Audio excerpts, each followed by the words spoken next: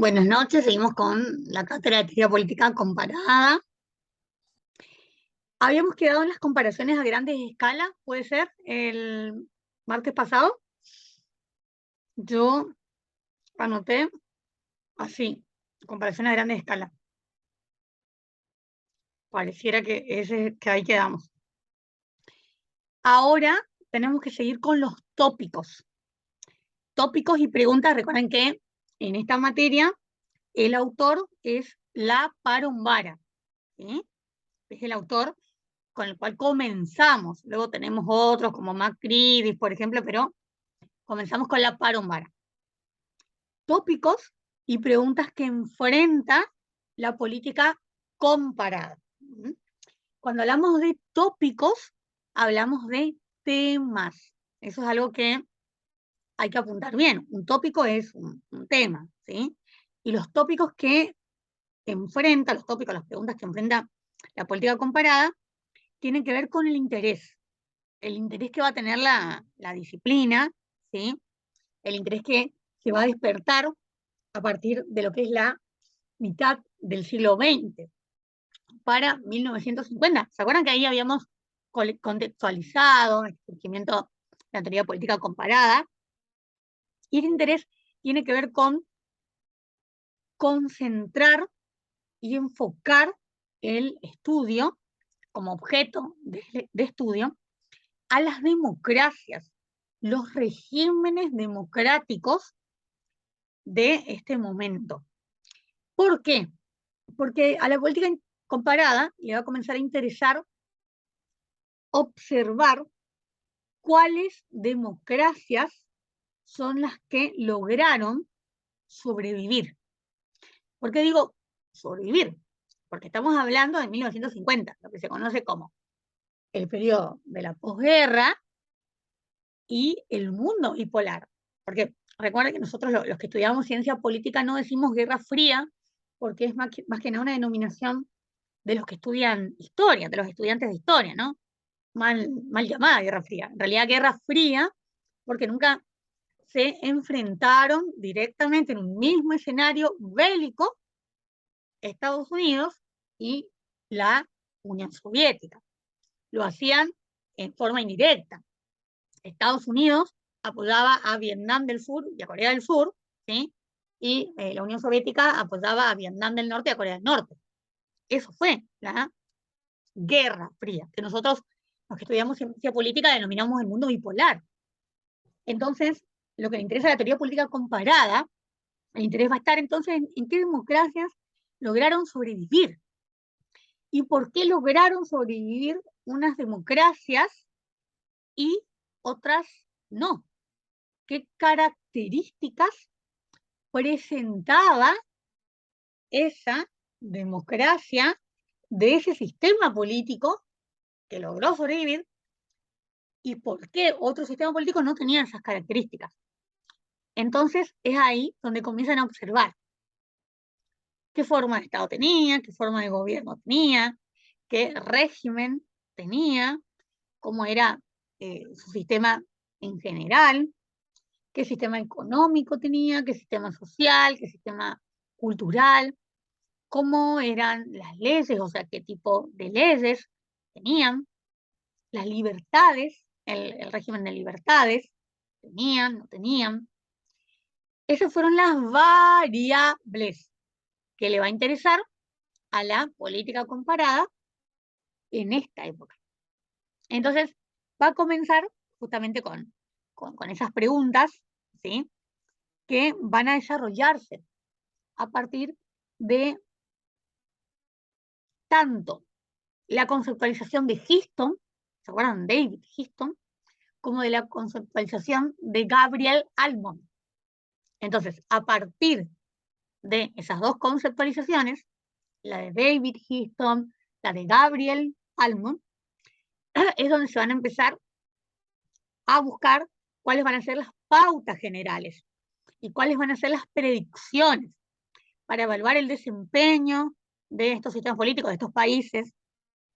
¿Por qué? Porque todo esto además al mismo tiempo le iba a devolver a la política comparada el sentido, ese sentido de ambición global que requería y que necesitaba la política comparada.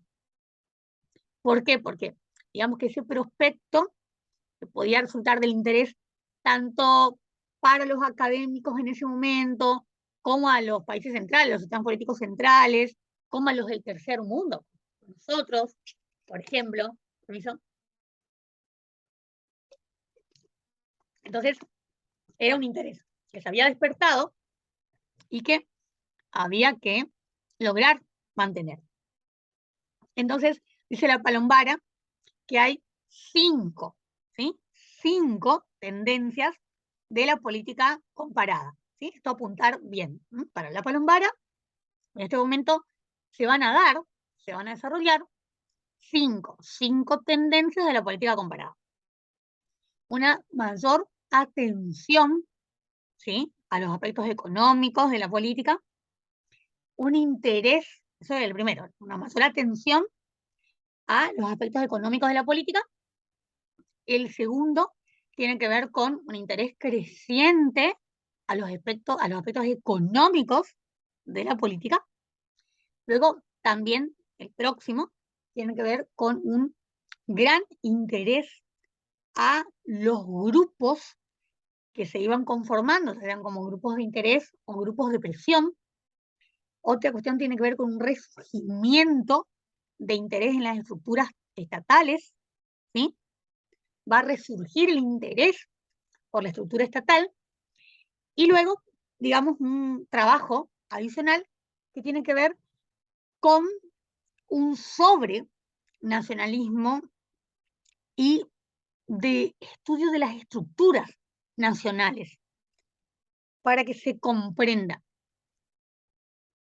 Otra vez se genera ese interés de estudiar el nacionalismo, que se había perdido a causa de la Segunda Guerra Mundial. O sea, no existía un interés por estudiar, por ejemplo, el nacionalismo o la estructura nacionalista. Bueno, entonces, esas serían las tendencias, como dijimos, de la política comparada. Ahora vamos a ver problemas. ¿Cuáles son los problemas a los cuales se va a enfrentar la política comparada? Digamos que, por un lado,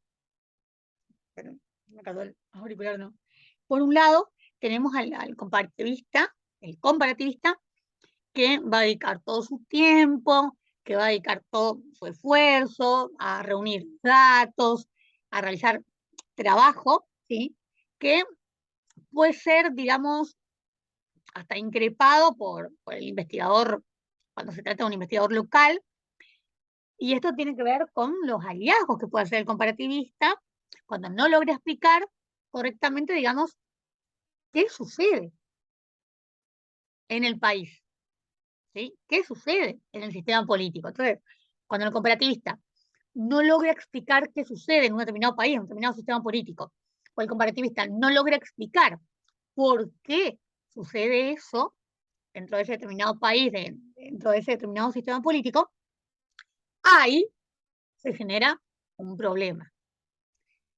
Ahí está la cuestión central de cómo se va a generar ese problema. Por otro lado, también tenemos que trabajar, dice la Palombara, en una política comparada que puede volver a responder, que puede volver a generar ideas, respuestas, soluciones, como en términos de, como decía Thomas Kuhn, a los profesionales de la ciencia. Bueno, si la política comparada puede volver a generar ideas, la política comparada puede volver a generar respuestas y soluciones, perfecto.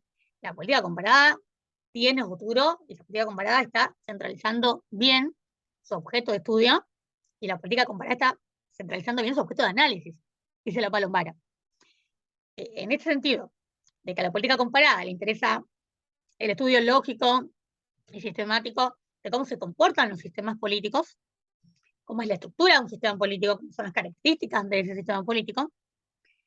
Si no puede responder a por qué sucede, para qué sucede, ahí es como que pierde su objeto de análisis. Entonces, hay que atender a eso. Lo que hay que tener en cuenta es que siempre, en ambos casos, el problema termina siendo el mismo, ¿sí? El académico que considera a un sistema político en una forma y el comparativista que considera el sistema político de otra forma. ¿Sí? Porque tenemos el académico y tenemos el comparativista. Lo que hay que tratar es de que tanto el académico como el comparativista por lo menos puedan coincidir en cuál es el problema central de la política comparada. ¿Sí? Un problema muy importante, dice la Palombara, es la variación en el tiempo. Eso apuntar bien, por favor. La variación. La variación en el tiempo es un problema muy importante de la política comparada. El país A, o sea, el sistema político A, en un momento X, puede diferir acusadamente del país A en un momento Y, ¿sí?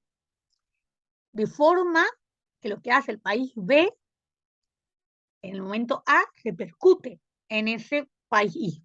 A ver, para que se entienda. Argentina logró la interrupción voluntaria del embarazo, ¿no? A partir de que Argentina logró la interrupción voluntaria del embarazo, eso tiene un efecto bola de nieve en otros países de América Latina. Por ejemplo, vamos a pensar Paraguay, que también lo intenta. No con el mismo éxito que Argentina. Entonces, de esa manera, lo intenta México. Sí, con el mismo éxito que Argentina. Se da ese efecto bola de nieve en esta capacidad de acción y respuesta, lo que ocurre en un sistema político, es decir, lo que ocurre en un país, que simultáneamente influye en el otro. Puede ser exitosa o negativamente. Por eso este ejemplo de Argentina logró la interrupción voluntaria del embarazo, Paraguay lo intentó, Paraguay no lo logró, lo realizó México, lo intentó, lo logró. Se va comprendiendo cómo se dan estas comparaciones. Recuerden que cuando comenzamos con la cátedra les dije que lo que interesa son las diferencias, no las similitudes. Me interesan más las diferencias que las similitudes. Porque comparar, recuerden, Argentina con Brasil, Argentina forma Estado federal, Brasil forma de Estado federal. Argentina forma de gobierno representativa republicana, forma de gobierno de Brasil republicana. No. ¿Sí? Más diferencias que similitudes. Entonces, si las instituciones realmente importan, dice la Palombara, ¿cómo pueden analizarse las instituciones en los países donde existen cambios institucionales constantemente? Esa es la pregunta que se hace la Palombara. ¿Sí? Si las instituciones interesan, si las instituciones realmente importan, ¿cómo se puede analizar que dentro de las instituciones, ¿sí? de estos sistemas políticos, existen cambios institucionales constantemente? Bueno, eso es un estudio que tiene que realizar la política comparada. Poder analizar por qué determinados países, determinados sistemas políticos, sus instituciones son instituciones débiles, instituciones que cambian constantemente. Y eso va a estar en un análisis con respecto a su estructura. ¿Sí? Una posibilidad es seguir, digamos, a Bartolini, a Meir, ¿sí? Son otros autores comparativistas, dice la Palombara, y pensar cómo a ese país lo puedo analizar, a ese sistema político, cómo lo puedo comparar, en base a qué variables voy a tener en cuenta. ¿Se acuerdan que dije en la primera clase cuáles eran las variables que vamos a comparar? Forma de Estado, forma de gobierno, régimen político, el sistema en sí, qué forma tiene, el sistema económico, el sistema cultural, el sistema social, las leyes innovadoras que tiene ese sistema, el sistema electoral, el partido político, los partidos políticos, ¿sí? Eran las diversas variables que vamos a analizar. Un segundo problema importante que tiene la política comparada tiene que ver con los indicadores. Los indicadores. Recuerden que los indicadores son susceptibles de medirse, ¿sí? Y esto se da más que nada, por ejemplo, en países de sistemas políticos como Estados Unidos, que basa mucho su política y el análisis de su política en las estadísticas. Estados Unidos es un país que esto de tener la consultoría política, como una carrera básica para todo licenciado en ciencia política y que quiera realizar, que quiera ser jefe de campañas políticas, la cuestión de la estadística es fundamental. Para ellos, que se pueda dar, por ejemplo, que falle un indicador, significa que se pierde una elección totalmente. Entonces, en ese segundo problema de la política comparada, la importancia de los indicadores, los cuales son susceptibles de medirse y son susceptibles de cambiarse los indicadores. Si en mis primeras encuestas, si en mis primeras estadísticas, ustedes que este año lo hacen seguramente en la práctica 3, si en mis primeras encuestas, en mis primeras estadísticas, los indicadores no son aquellos indicadores con los cuales yo deseo trabajar, los cambio.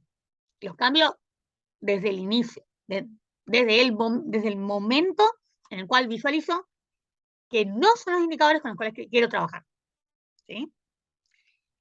¿Por qué? Porque son los resultados, no van a ser los resultados esperados, que pueden variar, siempre pueden variar, ¿no? Porque no es algo exacto, ¿no? ni estático, sino que justamente la ciencia política se destaca por ser dinámica, ¿sí? Pero, igualmente, hay que observar en los indicadores, por ejemplo, quiénes son los partidos de izquierda, quiénes son los partidos de derecha, quiénes son, por ejemplo, los comunistas, quiénes son los socialistas, socialdemócratas, quiénes son los laboristas, ¿sí? Quiénes son los liberales, los capitalistas, los neoliberales. Esas cuestiones, ¿sí? Atender, observar dentro de mis indicadores. ¿Por qué? Porque son los que me van a dar la oportunidad real de encontrar el sentido de mi comparación. Para los comparativistas, no estoy hablando en el caso de los académicos, para el comparativista, me va a dar el sentido real de mi comparación. Por eso tengo que tener en cuenta. Otra cuestión tiene que ver con la fuerza de la izquierda en el gobierno, ¿sí? Por ejemplo, si yo quiero observar cuál es la fuerza de la izquierda, ¿no? Cuando llega al gobierno, cuál es la fuerza de la derecha cuando llega al gobierno. Comparar en un país, fuerza de la izquierda, o sea, en un sistema político, en otro sistema político, cuál es la fuerza de la derecha, ¿sí? Los parlamentos, cómo están constituidos sus parlamentos. Hoy en Inglaterra, la gran noticia es que se pudo constituir nuevo gobierno en nombre de la reina Isabel II a través de Liz Strauss, ¿sí? La segunda mujer primer ministro. Así como la tuvimos, iba a decir, la tuvimos porque fue la que declaró la guerra la guerra de las Islas Malvinas cuando Argentina invadió, ¿sí? Margaret Thatcher. Ahora tenemos a la segunda, ellos tienen los ingleses, a la segunda primer ministra mujer. Bien, observar cómo se comportan estos parlamentos. Ahora podría ser, por ejemplo, que le interese con esta cuestión de los indicadores a la política comparada, observar cómo se comportan las mujeres que son primeras ministras en el siglo XXI. No es lo mismo, no voy a usar un mismo indicador de comportamiento político de una primer ministra como fue Margaret Thatcher a como sería Liz Strauss en la actualidad. No es lo mismo. Luego, también los afiliados. ¿Mm? Los afiliados a los distintos sindicatos, por ejemplo, los afiliados a los partidos políticos en el siglo XXI, de qué dependen. La Paromara lo hace más teniendo en cuenta lo que es un contexto europeo. ¿Sí? Aquí no se da mucho esta cuestión de la afiliación a los partidos en forma general y como sí se da en Europa. Aquí las personas afiliadas son realmente personas que han seguido de generación en generación las familias a los partidos políticos, si no, no se da. Aquí no sucede en la Argentina de que cuando alguien, por ejemplo, asume un determinado trabajo te obliguen a afiliarte. No, no existe eso, como existe en algunos países de Europa, en donde es condición sine qua non, sí o sí, tiene que darse la afiliación al partido, sí o sí. Lo de los sindicatos sí, es algo que es muy propio de América Latina, así como de Europa, la afiliación. Algo fundamental que dice la Palombara con respecto a este segundo problema es que cada indicador tiene que ser discutido. Cada indicador merece ser discutido. Recuerden que esto del indicador tiene que ver con el segundo problema de la política comparada, ¿sí? Y luego hay que tener en cuenta que este primer problema y este segundo problema de la política comparada son los que van a dar el inicio al estudio tanto del esquema para el análisis político de David Histon como el estructural funcionalista de Gabriel Almond. ¿Sí? Ustedes, no, quizás no ustedes no, porque son los que estuvieron primer año en la pandemia y se desarrolló un poquito la materia, pero en Introducción a la Ciencia Política comienzan a estudiar, ¿no? En qué consistió el estudio de David Histon y de Gabriel Almond. El concepto de paradigma, que ustedes lo estudiaron en primer año y lo repasamos al inicio de esta materia, cómo surge el primer paradigma de la ciencia política, que es el de David Histon, recuerden, politólogo canadiense, y su idea principal de estudiar el comportamiento, es decir, la conducta política de los sistemas políticos, cómo las características de un sistema político se repiten en otro sistema político. Aquí no viene a interesar mucho si esas características lo hacen más fuerte o lo hacen más débil, pero sí cuáles características presentan un sistema político y otro sistema político. Ya esta cuestión de que si uno es más débil o es más fuerte se va a ocupar Almond, ¿sí? El comparativista que viene luego, Almond y Powell. Ellos se van a ocupar de hacer esta diferenciación, esta comparación de por qué un sistema político es más débil, por qué un sistema político es más fuerte. Otra cuestión principal para analizar tiene que ver con las variables. Sin las variables es imposible realizar la comparación. Vamos a comenzar ahora con las variables, con la conceptualización de las variables. La primera variable que vamos a analizar, que vamos a conceptualizar para que ustedes puedan realizar se nos fue Vero, quedó solo Juan, para que ustedes puedan realizar el trabajo luego, tiene que ver con la forma de Estado. Vamos a conceptualizar a la forma de Estado. Y tiene que ver con esta organización política, de organización jurídica del Estado en sus dimensiones: federal, unitaria y confederal. La forma de Estado puede ser federal, puede ser unitaria, puede ser confederal. También tenemos la forma de Estado regional. La forma de Estado federal es aquella donde el poder, aquí el poder, se va a encontrar descentralizado. Es un poder descentralizado, que se va a caracterizar por la autonomía. Aquí las provincias son autónomas.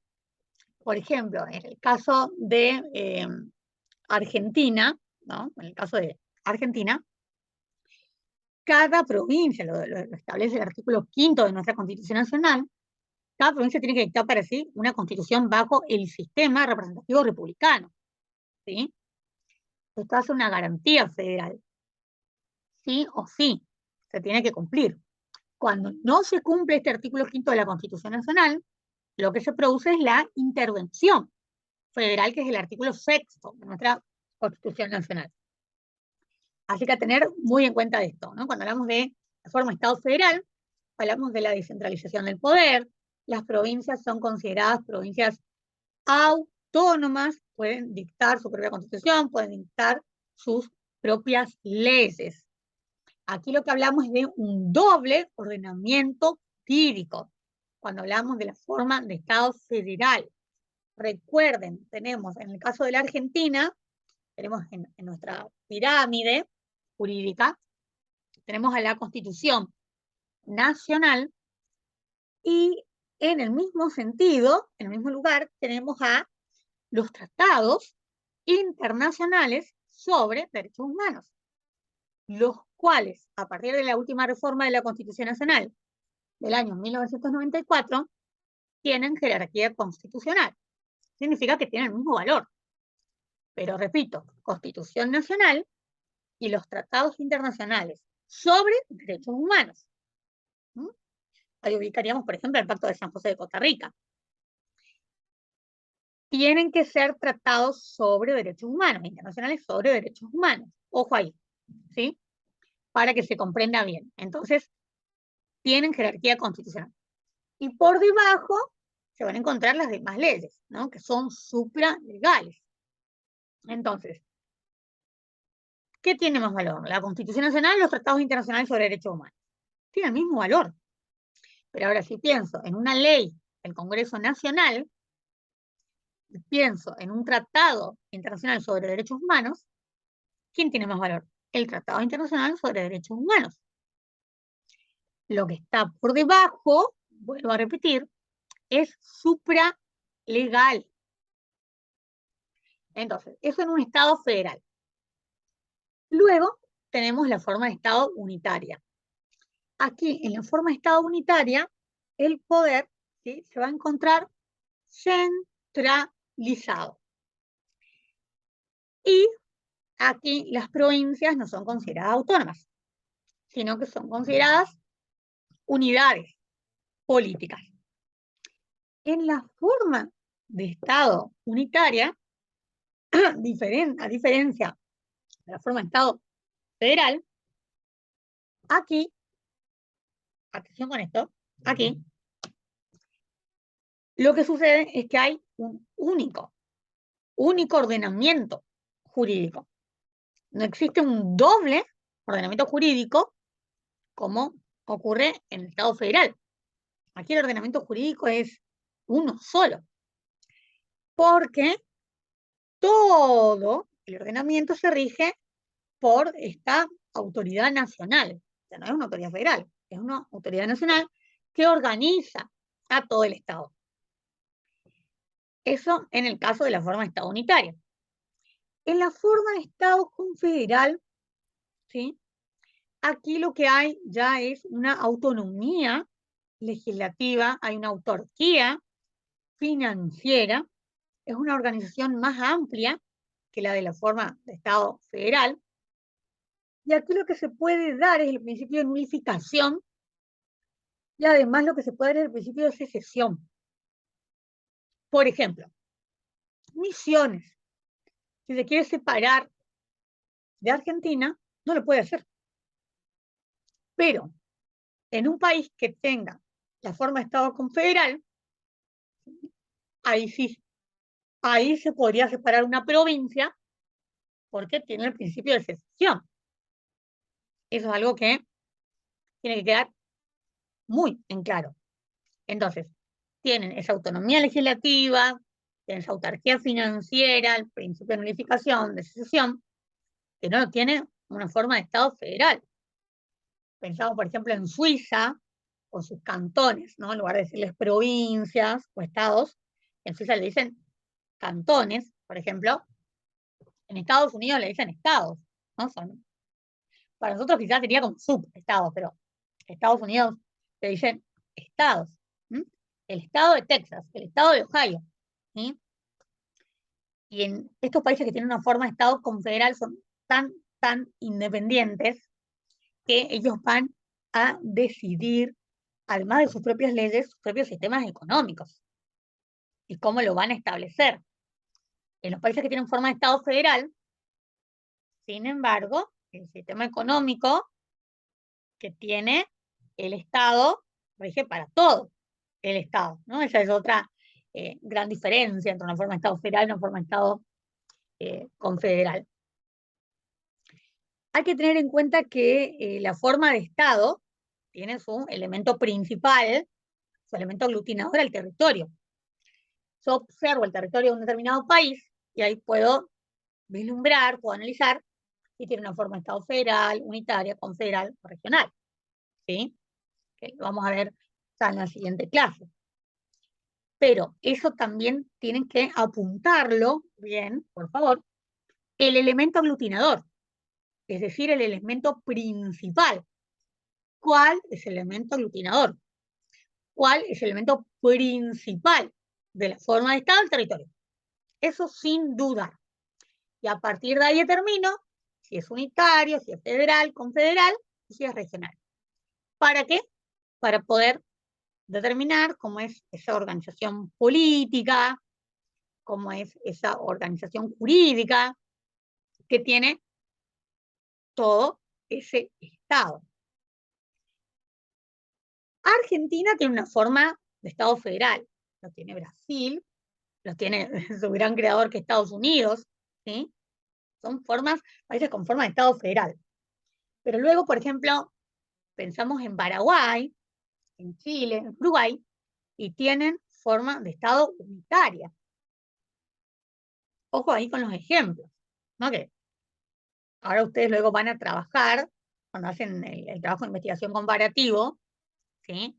Y observar cuál es la forma de Estado de los países, de los sistemas políticos que les han tocado. Entonces, pensamos, Argentina, Brasil, Estados Unidos, forma de Estado federal. Paraguay, Chile, Uruguay, forma de Estado unitaria. Y son países, esos sistemas políticos totalmente distintos entre sí. Por eso vuelvo a reiterar esta cuestión de hay que tener en cuenta las diferencias y no las similitudes. En términos de la palombara, ¿sí? Identificar bien cuáles son los dos grandes problemas de la política comparada para de esa manera poder comenzar nuestro trabajo de investigación comparativo. Entonces, la clase siguiente vamos a seguir con la forma de Estado regional y vamos a seguir con las demás variables. Luego de que terminamos la conceptualización de todas las variables que son necesarias para poder realizar nuestro trabajo de investigación comparativo, les voy a mostrar la comparación, les voy a enseñar y les voy a mostrar la comparación de Argentina con otro sistema político, con otro país totalmente distinto, para que ustedes puedan comprender cómo se realiza la comparación, cómo la realiza el comparativista y cómo lo deben hacer ustedes. Entonces, para la clase que viene queda lo que es terminar con esta parte de forma de Estado regional y comenzar luego con la forma de gobierno. ¿Cuál es el elemento aglutinador, el elemento principal de la forma de gobierno? Y cuáles son los tipos de forma de gobierno que existen. Y vamos luego pensando también, no lo vamos a decir todavía, pero vamos pensando a dónde lo ubicaríamos a Argentina. Porque si Argentina va a ser nuestro gran modelo para poder realizar las demás comparaciones. Por favor, no dejen de leer, los que no pueden estar en la clase, por favor, mirar el video, realizar los apuntes que son básicos, lo que se dice pregunta de exámenes, porque será pregunta de examen, hagan sus apuntes, miren la clase, hagan la transcripción de la clase, entonces así tienen en cuenta en lo que la docente hace hincapié. Vieron que hoy insistí, elemento aglutinador, es decir, el elemento principal de la forma de Estado es el territorio. El territorio.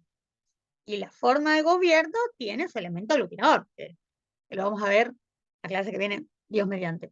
Bueno, muchísimas gracias, Juan, mi fiel seguidor Juan siempre. Vero, que estuvo toda la clase casi y se tuvo que retirar. Y a los que no pueden estar, se súper entiende que no puedan estar porque tienen otras materias, están llegando justo a su casa. se súper entienden. Ya saben que tenemos el grupo de WhatsApp, cualquier consulta a disposición y nos vemos si Dios quiere el martes que viene. Gracias, Juancito. Besito. Nos Listo, vemos. gracias, profe, que tenga buenas Cuídate. noches. Vos también. Chau, chau.